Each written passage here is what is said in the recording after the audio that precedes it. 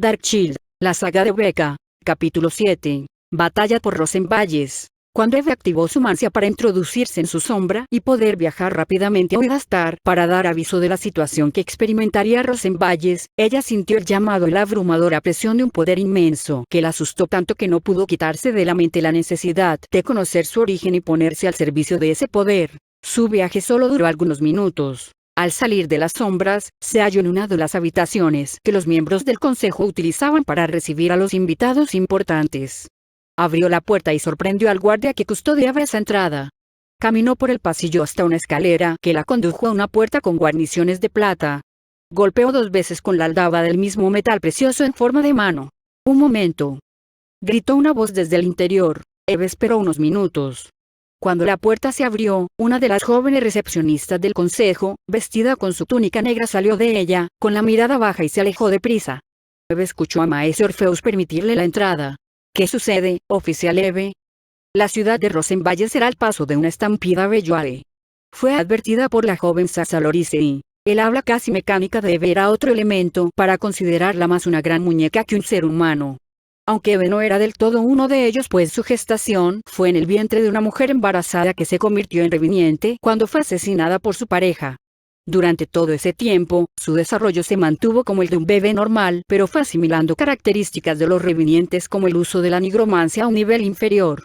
Sus ojos era lo más sobresaliente de ella y por eso los ocultaba. Su esclerótica era de color violáceo. Se solicita el apoyo para un campo de refugiados en la frontera con Gaulas y Camores, a donde serán enviados los desplazados. Eso es todo. Orpheus estaba sorprendido por la noticia. ¿Qué tipo de incidente estaba ocurriendo en Rosenvalles?, se preguntó. De inmediato, se levantó del sillón en el que había estado sentado y se dirigió a la salida de su habitación. Eve lo acompañó a través de los pasillos de la torre. «Ya puedes volver con Melibea», dijo Orpheus sin detenerse. «Supongo que en este momento estarán planificando su estrategia. Yo me encargaré del resto». Eve se detuvo. «Informaré a la capitana», contestó y se introdujo de nuevo en su sombra. Mientras viajaba de regreso, sintió esa necesidad nuevamente. El viaje por el mundo de las sombras era muchísimo más breve que el viaje por medios tradicionales. Se sentía como flotar en el vacío, en una ausencia total. Ante los ojos de Eve aparecían miles de ventanas de formas irregulares, que mostraban lo que había del otro lado de las sombras. Los designios del pensamiento controlaban el lugar en el que surgían, pues, dependiendo de la situación, la salida respondía a la distancia que deseaba el usuario, o bien, el conocimiento de su destino de antemano. Sin embargo, cada vez que usaba esto, Eve experimentaba una sensación terrible, como si su esencia fuera a desvanecerse. Eve surgió en Rosenvalles, en la sombra de una pared en el patio de una gran casa de 2 plantas. Eve distinguió 3 personas, 2 adultos y una niña.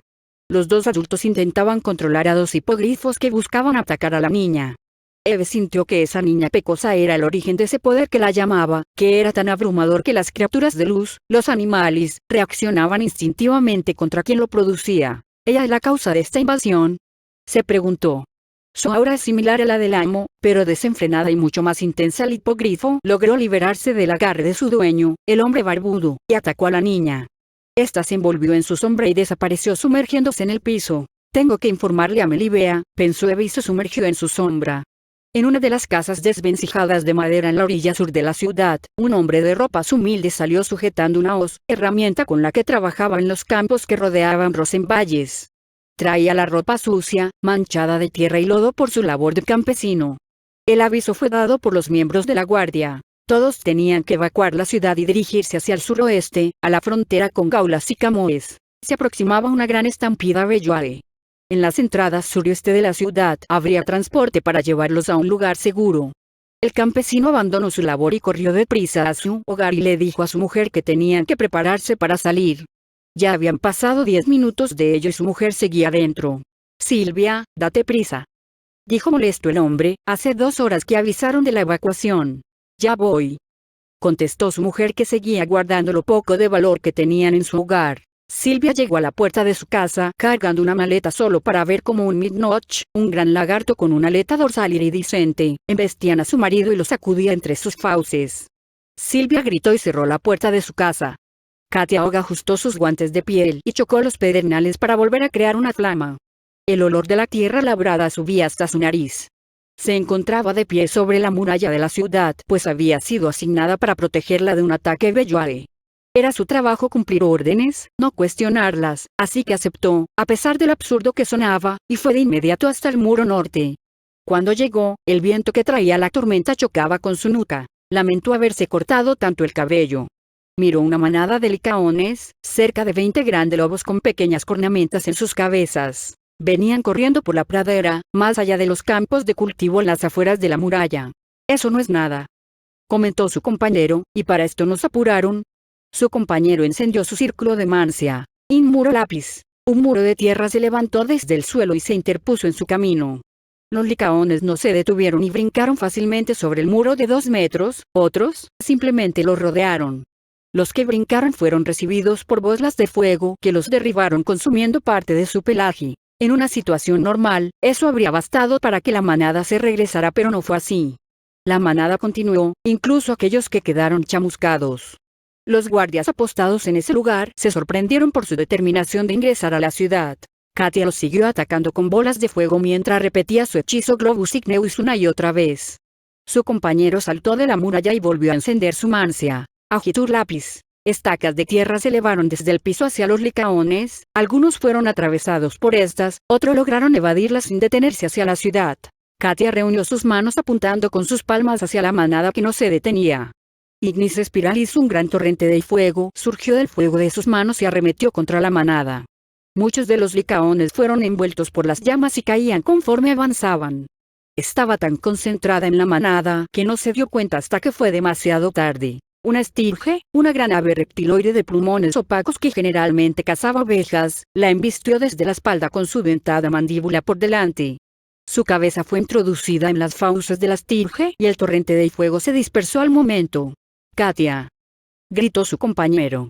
En otra parte de la ciudad, un escuadrón de mantés se enfrentaba a un basilisco, un lagarto de rostro chato, robusto de 10 metros de largo y 2 metros de altura. De la frente del lagarto sobresalían un par de cuernos helicoidales y en su cuello se podía distinguir el saco donde alojaba la mucosa ácida que lanzaba a sus presas para incapacitarlas. Rugía cada vez que lo atacaban, pero su piel era muy gruesa y prácticamente ningún ataque le había hecho un daño considerable. Uno de los mantés encendió su círculo de magia. Aperto Terram. La tierra bajo el basilisco se venció dejando un gran hoyo en el piso y el lagarto cayó dentro de él, pero no era tan profundo como para detenerlo. El basilisco salió con un poco de esfuerzo y escupió rápidamente contra los guardias como si se tratase de una regadera a presión. «Eviten que los toque», exclamó el líder del escuadrón. Uno de los guardias no pudo evitarlo y la mucosa cayó en una de sus piernas. Rápidamente, su armadura y carne comenzaron a derretirse. La víctima cayó al piso gritando de agonía, hecho que el basilisco aprovechó para morderlo. Su saliva era muy ácida, así que su armadura y su carne continuaron derritiéndose. Sus compañeros observaron con horror cómo el desdichado estaba siendo devorado con todo y armadura. «Novatos», afirmó Lucrecia mientras corría hacia ellos. Los había visto desde que intentaron enterrar al basilisco, pero no fue tan rápida para evitar la muerte del guardia. Activó algunas runas en sus piernas. Un runumante tenía que deslizar su dedo y nombrar la runa para activarla. Lucrecia, que las tenía tatuadas, solo tenía que pensar en la que activaría para obtener su poder y nombrarla. «Shakti. Allí voy», gritó brincando hasta una altura imposible para los humanos mientras empuñaba una pica y la dirigía hacia la cabeza del basilisco. Cayó sobre el reptil clavando la pica en su nuca. Este comenzó a retorcerse y a salpicar esa baba ácida en todas direcciones. Algo de esa baba cayó en la piel de Lucrecia, pero escurrió de su piel sin hacerle daño gracias a que había activado las runas de negación ahí y saliva Lala tatuadas en ella. De esa manera, su piel no permitió que la saliva del basilisco la tocara. Luego sacó una pequeña daga de su muñeca y sujetándose de la pica, comenzó a trazar una runa en la dura piel del lagarto. Al terminar, la tocó con su mano. «Marathi». El basilisco se detuvo de inmediato y cayó muerto. Los guardias dieron un grito de victoria. Lucrecia había decidido hacer de su piel un catálogo de runas que pudieran servirle en todo momento. Era una forma innovadora de emplear la runomancia, que generalmente se aplicaba de manera momentánea por medio de pergaminos o tatuajes. Al tenerlas tatuadas, ella podía decidir cuáles mantener activas y en qué momento. Otro miembro de la guardia se acercó al cadáver. «Así ya no te ves tan peligroso», dijo y lo golpeó con su mano desnuda. «No», gritó Lucrecia demasiado tarde. El soldado comenzó a convulsionar y cayó muerto también. Lucrecia no había sido envenenada por sus protecciones rúnicas. Parece que no saben nada sobre los Belluare, dijo Razal llegando desde arriba. Por lo menos, ya tenemos bloqueada una calle. El cadáver del basilisco comenzó a tener movimientos espasmódicos y se puso de pie lentamente junto con el del guardia envenenado momentos después. Los dos cadáveres comenzaron a avanzar hacia los vivos, rengueando. ¿Pero qué? Exclamó Lucrecia. Una pila de fuego azul enorme envolvió los cadáveres reanimados y los empezó a consumir rápidamente. Todos voltearon hacia atrás y miraron a Melibea controlando dicha pira. A su lado, estaba Sasa. No podemos dejar cuerpos. Todos están siendo reanimados. Entendido. Respondieron Razal y Lucrecia. Escucharon gritos provenientes del otro lado de la calle y los dos corrieron hacia el lugar. Melibea miró a Sasa y le habló. En el futuro te enseñaré a pelear y a usar el estoque, pero, por el momento, no te separes de mí. ¿Entendido? Entendido. Contestó Sasa. Las dos corrieron hacia donde habían ido sus compañeros cuando vieron brincar dos cuerpos humanos de manera sobrenatural. Ambos tenían manchas de sangre en sus ropas pero no heridas abiertas. Para que un daimon pudiera poseer un cadáver y convertirse en reviviente, el cuerpo debía estar inmaculado. Cada uno eligió su presa. Melibea recibió al suyo con un golpe de su puño envuelto por fuego que le quemó el rostro y se fue hacia atrás gruñendo. «Maldita», dijo con la voz original del cuerpo, «acababa de apoderarme de este cuerpo y ya me lo echaste a perder». El otro que se dirigía a Sasa fue decapitado por una sombra que se extendió desde el piso. Acto seguido, Eve surgió de ella. Un tumulto de algo les apareció rengueando por la calle y se abalanzó contra Eve y Melibea. «Sasa», gritó Melibea. «Sí», respondió corriendo hacia ella. De pronto, sintió un vacío en el piso y cayó dentro de una sombra. El reviviente quemado sonrió y se introdujo en la propia Eve. De inmediato, Eve se introdujo dentro de su sombra justo en el momento que Melibea desplegaba una llamarada tan intensa que la flama azul consumió a todos los algules de una sola vez. «Por aquí», gritó Iseo después de arrojarle una piedra a la Ancatriz que había acorralado a una familia. La Ancatriz giró su mirada amenazadora hacia la joven morena. Iseo había intentado escapar en una de las últimas caravanas, pero el buey que tiraba de la carreta fue paralizado por el ataque de otra que se les había parecido al paso.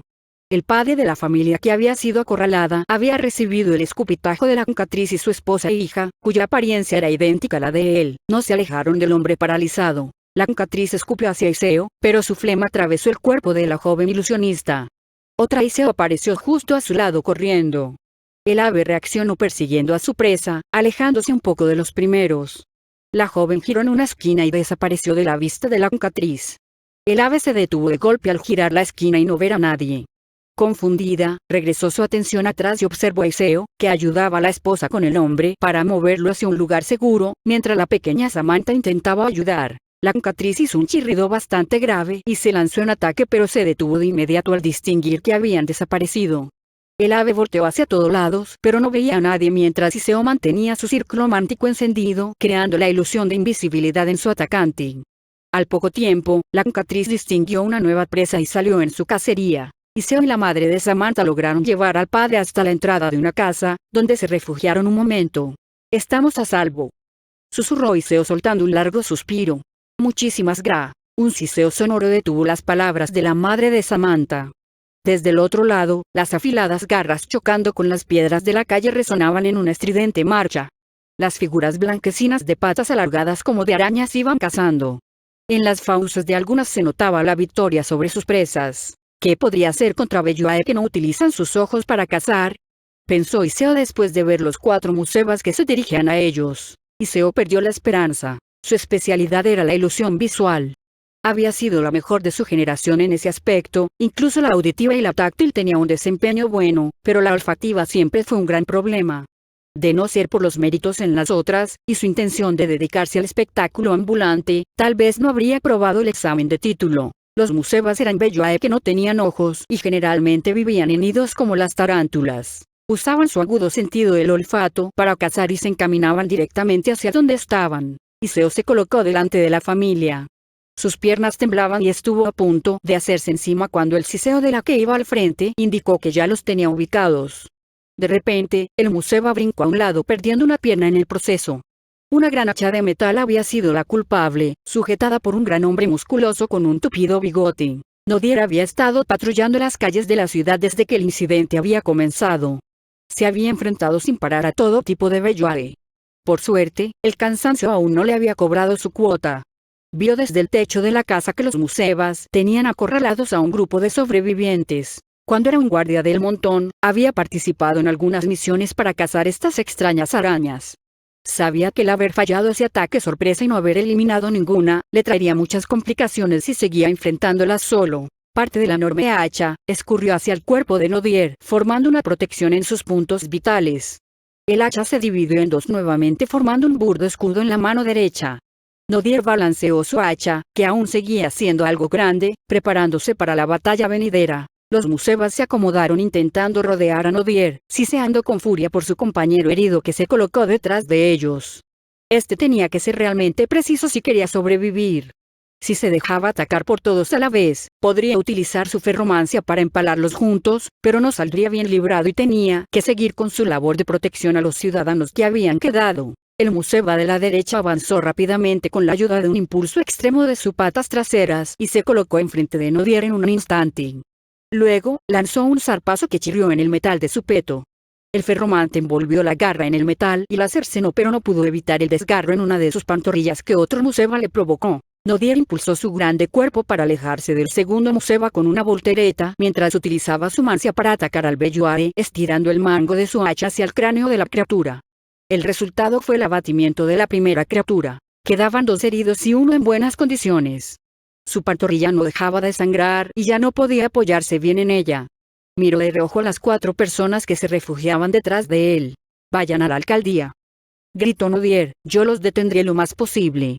«Gracias», dijo Iseo y ayudó a la mamá de Sam a llevar a su esposo. El Museva que había perdido su garra, dirigió su hocico hacia las 3 mujeres, tomaban el camino hacia el lugar seguro, pero regresó su atención a Nodier, cuando este golpeó el piso fuertemente con su hacha, para atraer la atención de las criaturas nuevamente. «¡Hey! No voy a dejarlos ir a ninguna parte». Los dos heridos se acomodaron a los lados del Museva entero y avanzaron siseando su intención de terminar con él de inmediato. Por su parte, Nodier, arrastrando su pierna herida, se fue acercando a una posición más ventajosa. Había un yunque a 5 metros de donde se encontraba. Si lograba alcanzarlo, podría tener metal suficiente para hacer un ataque definitivo con posibilidades de ganar. Los 3 Musevas se arrojaron por él. Nodier colocó su hacha al frente para poder extender el metal hacia las cabezas de los 3, pero el que iba en medio de repente comenzó a retorcerse. Vio una espada clavada en la espalda de la criatura. Aprovechó el instante de confusión de los Beyuae para atravesar sus cabezas. Los 3 cuerpos dejaron de moverse. Nodier suspiró profundamente. «Gracias, Lena». Una joven mujer de cabello platinado, que usaba una armadura de cuero negro ajustado a su atlético cuerpo, dejó la invisibilidad y se acercó al herido Nodier. «Por poco no llego», dijo sobándose las muñecas, «ya no estoy para estos actos». «Entonces, deberías dejar de usar esa apariencia y presentarte como lo eres en verdad». Lena era una experta ilusionista, con 25 años de servicio activo. Era una veterana en la guardia de Rosenvalles y solo los que habían alcanzado el puesto más alto conocían su existencia. Nodier y Lena llevaban 15 años de conocerse y solo los últimos 5 se habían acercado lo suficiente para considerarse buenos amigos. Solo Nodier conocía la verdadera apariencia de su amiga. «Te ayudaría pero... tu espalda», interrumpió Nodier con una sonrisa. «No te preocupes». El ferromante dirigió el metal de su escudo para crear un apoyo para caminar. «Ni se te ocurra continuar con tu patrulla con esa herida», reclamó Lena. «Lo sé. Vayamos a la alcaldía». Lena tomó la mano de Nodier y los dos desaparecieron de la percepción de todos. El escuálido sacerdote corría, lo mejor que podía, por la calle adyacente al templo. El transporte en el que iba a salir de la ciudad había sido atacado y los Beyuae venían detrás de él. Un grupo de 7 Osomats, criaturas antropomorfas de pelaje gris con cola prensil, del tamaño de un niño de 9 años, pero cuya fuerza era muy superior a la del humano promedio, chillaban y rugían mientras jugueteaban con su presa, haciendo gala de su agilidad aún en un entorno citadino. Su gusto por la carne se notaba por su cabeza alargada y sus colmillos prominentes. El sacerdote iba extenuado por la carrera y estaba a punto de rendirse cuando un joven dragón rojo, de la mitad del tamaño del que Rumstan había invocado, descendió sobre el templo y escupió su fuego hacia los Osomats. Algunos cayeron por las quemaduras infligidas, los demás se dispersaron de regreso por donde venían. El sacerdote encendió su círculo y apuntó hacia el dragón, pero se detuvo al ver una sobreveste con el escudo de Widastar colgando de su cuello. Lo reconoció como uno de los miembros del escuadrón que había llegado esa mañana. Muchas gracias, guarda metamorfo. Comentó un poco avergonzado por lo que iba a hacer. Irser Dragón asintió con su cabeza y se echó a volar otra vez. Irser había decidido convertirse en un dragón rojo por el simbolismo que tenía. Era el animalis más fuerte, reconocido por su inteligencia y fuerza, además de ser el mayor aliado del ser humano contra los Beyuare. Aunque parecía que pocos sabían sobre esa simbología y había estado recibiendo fuego amigo al principio. Tuvo que volver a su aspecto humano en varias ocasiones para detener los ataques de sus compañeros rosenvallenses. Miró a un grupo de luciérnagas, insectos alados del tamaño de un puño de adulto, que expelían fuego de sus traseros, acosando un carromato con pasajeros y se dirigió a ayudarlos. La piel del dragón era resistente al fuego. Becca surgió de la sombra proyectada por la estatua de Paxebel en el zócalo de Rosenvalles. En cuanto se dio cuenta de dónde estaba, comenzó a correr de regreso a casa. Seguramente, Turstan y Rumstan estarían preocupados. Debo darme prisa, se dijo mientras corría. En otro lugar no muy lejano, Sasa salió de la sombra de una esquina sin el gambesón que traía puesto. Detrás de ella surgió el reviniente quemado con el gambesón en su poder. Ya no podrás escapar.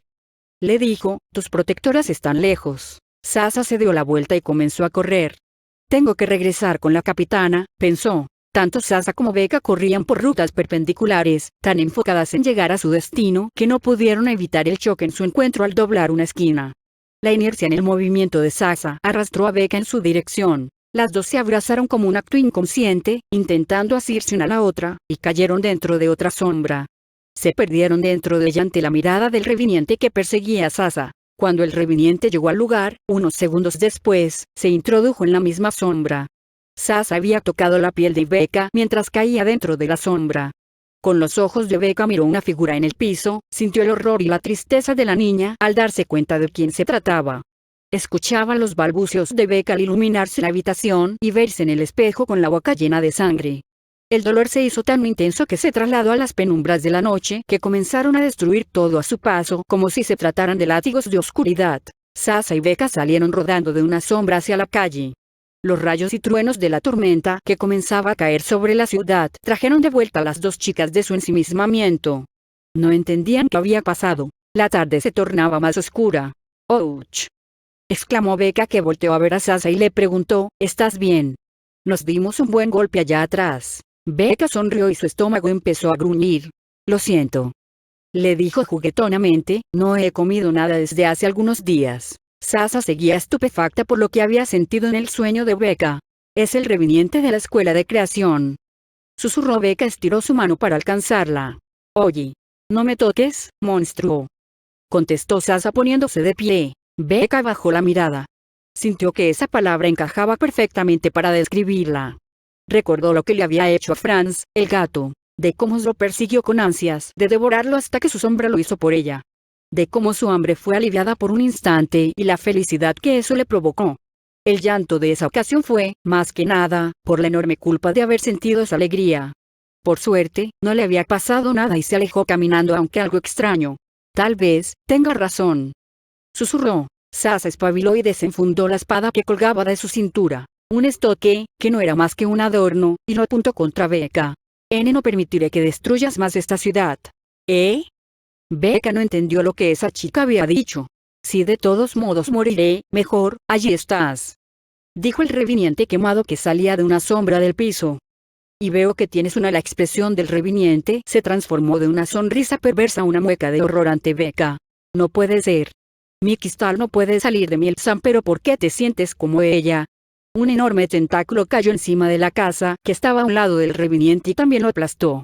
Ambas voltearon a ver la procedencia del tentáculo y observaron que salía de una bruma amarillenta junto a otros que se dedicaban a tentar todo a su paso, destruyéndolo con su fuerza. «Está aquí», exclamó Sasa. Luego escuchó el grito de Becca. La miró siendo envuelta por el tentáculo, pero, lo que había sido un grito de terror en un principio, ahora se había convertido en una lluvia de carcajadas. «Basta», dijo entre risas, «me haces cosquillas». Sasa estaba sorprendida. «¿Por qué no le hace daño?», se preguntó. Luego, se dio cuenta de que la bruma comenzaba a envolverla. Echó a correr lo más rápido que podía para alejarse de la nube tóxica, dejando atrás a Becca, que continuaba riéndose por las cosquillas que le generaba el tacto gelatinoso del Trarconet. soltó a Becca colocándola en el piso nuevamente. Hola, cosa gelatinosa, ¿qué eres? ¿Qué haces aquí? El Trarconet emitió un ruido profundo como si un gigante aclarara su garganta.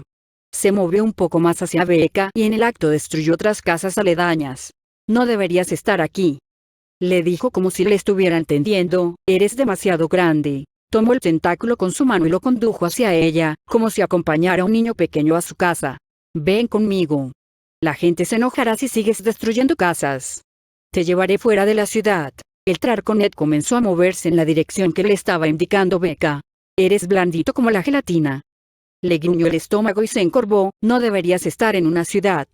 Si no te va rápido, vendrá gente a lastimarte. Sasa corría desesperadamente por una calle que desconocía completamente. No voy a lograrlo, pensó Sasa mientras la bruma seguía avanzando hacia ella, si tan solo los sonieromantes pudieran moler nuestro sueño. La bruma comenzó a tornarse más espesa. Estaba atrapada contra las paredes de una hilera de casas iguales de ladrillo y la bruma venenosa del Trarconet. No iba a lograr escapar. Comenzó a perder el aliento y a sentir la asfixia en sus pulmones. Cayó y comenzó a toser ahogándose en la bruma. Sintió una mano que la jaló hacia sí. Distinguió a la enorme muñeca de porcelana que la metía en su sombra. Pero su asfixia no se detenía. Surgieron de la sombra proyectada por la capitana en el balcón de la alcaldía. Respiró la bruma del Trarconet, se adelantó Eve. Razal. Gritó Melibea, necesitamos una limpieza de pulmones. Razal descendió junto a ellas y reunió una corriente de aire en su mano. Te va a doler un poco, te va a arder mucho. Le dijo a Sasa y dirigió la corriente de aire hacia su nariz. Sasa sintió como el aire le recorría todo el sistema respiratorio como un río desbordado, raspando el tejido y eso lo hacía muy doloroso. Todos vieron la bruma que Sasa había respirado salir de su boca. Esta todavía siguió tosiendo durante unos segundos más. Melibea se acuclilló a un lado de Sasa y comenzó a sobar su espalda. ¿Ya estás mejor?, preguntó Melibea con un tono casi maternal. Sasa intentó hablar. Tranquilízate, Sasa, le dijo Melibea, aún no te ha recuperado del todo. Ella de alguna manera controla a los Bebeyoae. Comentó con dificultad. ¿De quién hablas?, preguntó Melibea. Sasa tosió unos segundos más y continuó. Creo que es la misma niña del templo. Tosió un par de veces más, cabello ondulado, como de mi edad. Melibea miró a Eve, que le había comentado algo similar cuando regresó del encargo. Tendrían que hacerse cargo de ese reviniente. Además, continuó Sasa, destruirá la ciudad cuando la tormenta se detenga por la noche. Esta afirmación llamó la atención de todos. Levantaron la vista, la lluvia empezaba a arreciar. Esporádicos truenos retumbaban el ambiente. Pues los Bellua ya hicieron gran parte del trabajo, comentó Lucrecia mientras se cubría la vista con la mano y observaba a los alrededores. Bueno, primero tenemos que encargarnos del Trarconet, dijo Melibea, y esperemos que no venga otra cosa después. Sasa intentó levantarse pero Melibea la detuvo. Esperarás aquí, Sasa, dijo Melibea, junto con el resto de los sobrevivientes que decidieron refugiarse en la alcaldía. Hasta ese momento, Sasa se percató que el interior de la alcaldía estaba repleto de personas. Becca conducía al Trarconet del tentáculo hacia el puerto por la avenida más ancha que encontró, aún así, seguía dañando las casas con su cuerpo. La bruma no le llegaba así que no se había percatado de que era venenosa. Cuando lastimas a alguien, le decía, ten por seguro que vendrá otra persona a lastimarte a ti. Y con el tamaño que tienes, ten por seguro que vendrán. Por eso tienes que alejarte lo más rápido posible. El Trarconet emitía sonidos parecidos a los gorjeos muy bajos de una ave gigantesca, como si estuviera contestando a lo que Becca afirmaba. Por cierto, sintió un retortijón en el estómago. ¿Qué tipo de criatura eres? Un torrente de fuego bajó del cielo y penetró en la bruma hiriendo al Trarconet. Este comenzó a latigar todo con sus tentáculos, aventando a Becca en uno de sus espasmos de dolor contra una pared. Desde el cielo, Irser Dragón volvía a prepararse a escupir fuego. El Trarconet chilló amenazante y lanzó dos de sus tentáculos, los más largos, hacia el dragón, pero uno fue rebanado por una espada larga de apariencia orgánica y estilizada, manipulada por Eve que había brincado desde la sombra del techo de ruido de una casa de 3 pisos.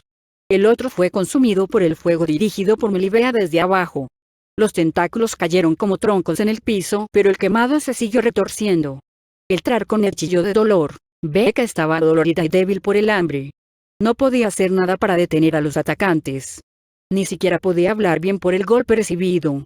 Beba, hasta él no quiere hacer daño, solo es muy grande. Una ráfaga de viento se volvió un tornado alrededor del Traconet, llevándose toda la bruma del cuerpo del inmenso Belloy hacia el cielo. Se trataba de un molusco colosal similar a las babosas. Su piel expelía ese gas tóxico que servía, sobre todo, para protegerse y obtener alimento, y sus cuernos, que eran 6, 2 más largos que los otros, eran empleados como tentáculos para reconocer el entorno y sujetar su alimento. Becca podía sentir los lamentos, su sufrimiento. A alguien ayúdelo. Lucrecia tenía activadas muchas de las runas en su piel, se distinguían porque tenían un leve brillo en ellas. Levantó una gran espada bastarda que obtuvo de una armería de camino, tan alta como ella. Sin mucho esfuerzo, la blandió como si nada y se dirigió hacia el Traconet. Razal seguía manteniendo el tornado para hacer un camino hacia el cuerpo de la babosa gigante y que Lucrecia se pudiera acercar para matar a la bestia. Lucrecia dio un salto espectacular, para un ser humano, pero fue atacada por una estirge, una ave reptiloide grande que evitó que llegara a su objetivo. Apenas logró esquivarla con el apoyo de Irser Dragón que se interpuso y le hizo una herida en un ala.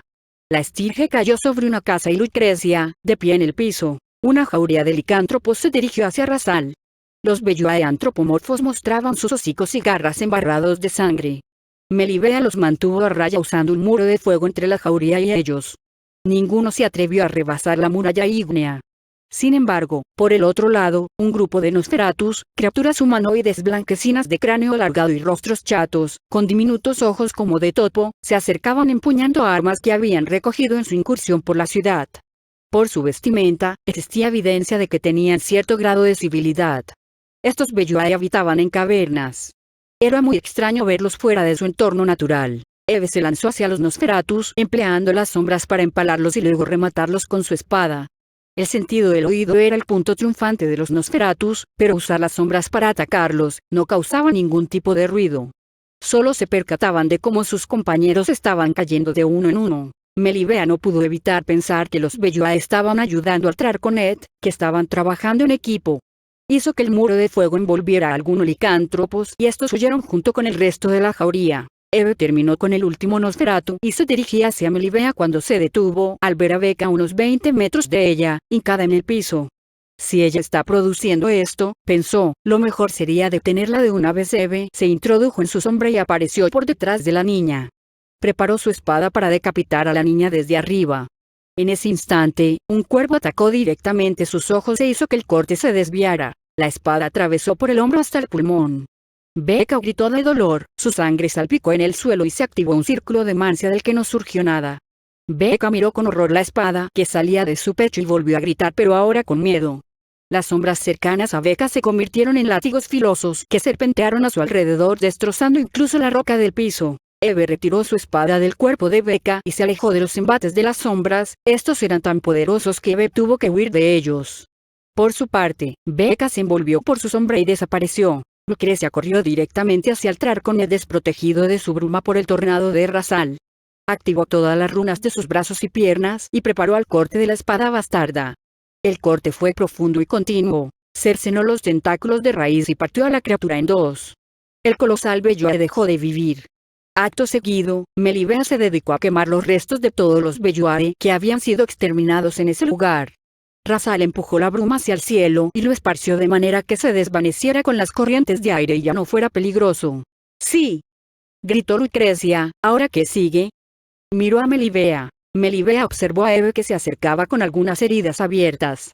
Regresaremos a la alcaldía. Allí nos reorganizaremos para nuestro siguiente objetivo. Becca surgió de una sombra ubicada en el patio de la escuela de cratomancia.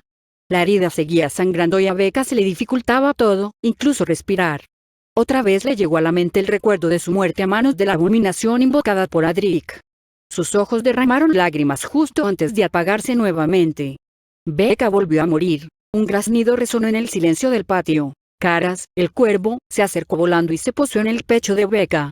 La miró por un momento y comenzó a lanzar picotazos en los labios de la niña. Después, empezó a graznar nuevamente. Becca recuperó el brillo en sus ojos, estaba viva nuevamente, pero demasiado débil como para moverse. Miró a su alrededor y vio a Turstan que salía de la casa y corría hacia ella. Cerró sus ojos y se perdió en su cansancio. Fin del capítulo 7.